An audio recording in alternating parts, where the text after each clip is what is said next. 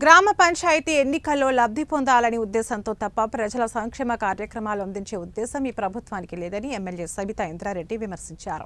రంగారెడ్డి జిల్లా మీర్పేట్ మున్సిపల్ కార్పొరేషన్లోని పలు డివిజన్లలో 4,42,00,000 రూపాయలతో అభివృద్ధి కార్యక్రమాలకు ప్రారంభోత్సవాలు చేశారు. ఈ సందర్భంగా ఆమె మాట్లాడుతూ గతంలో టీడీపీ హయాంలో జన్మభూమి కార్యక్రమాలు గుర్తుకు వస్తున్నాయని, పోలీసులను అడ్డుపెట్టుకుని నిర్బంధాల మధ్య సర్వే నిర్వహిస్తున్నారని రాష్ట్ర ప్రభుత్వంపై మండిపడ్డారు.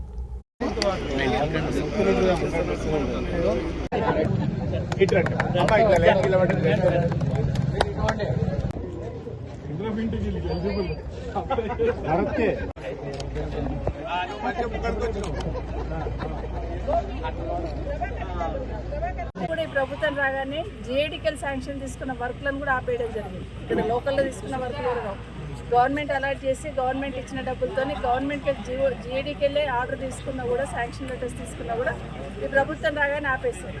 మొన్న ముఖ్యమంత్రి గారు దావోస్లో మాట్లాడుతూ ఒక మాట అంటున్నాడు, ఎలక్షన్ వాళ్ళకే రాజకీయాలు, ఎలక్షన్ తర్వాత మేము రాజకీయాలు చేయమని. కానీ దీన్ని రాజకీయం అంటారా కాదా అని ముఖ్యమంత్రి గారిని నేరుగా అడుగుతున్నాం. ఎందుకంటే ప్రతిపక్ష ఎమ్మెల్యేని ఉన్నాం కాబట్టి మీరు ఇక్కడ వర్కులు క్యాన్సిల్ చేశారు. ఇది న్యాయమా?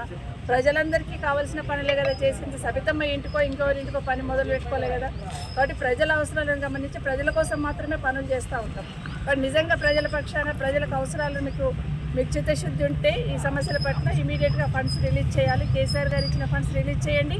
దానికి డబల్ ఇంకొక 50 కోట్లు ఇవ్వండి, సంతోషిస్తాం. రేషన్ కార్డుల కోసం, ఇందిరమ్మ ఇండ్ల కోసం సర్వే అని 3 రోజుల నుండి నడుస్తూ ఉంది. కానీ ఏం జరుగుతుందని ఒకసారి వెనక్కి